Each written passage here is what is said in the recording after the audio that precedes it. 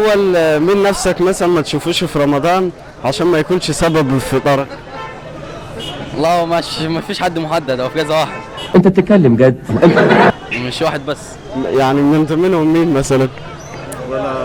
لا مش بس هو مش موجود، مش من ده. بس هو مش موجود. خلاص عشان ما نزعلكمش برضه احنا في رمضان. ايه وانت؟ الاصل طالما يعني طالما انت قول السؤال تاني. مين لا ما فيش حد برضك معين، بس يعني ممكن دوت مثلا. هو طب وانت مين؟ اكتر واحد ما اشوفوش هو ده اللي هيفكرني الصبح.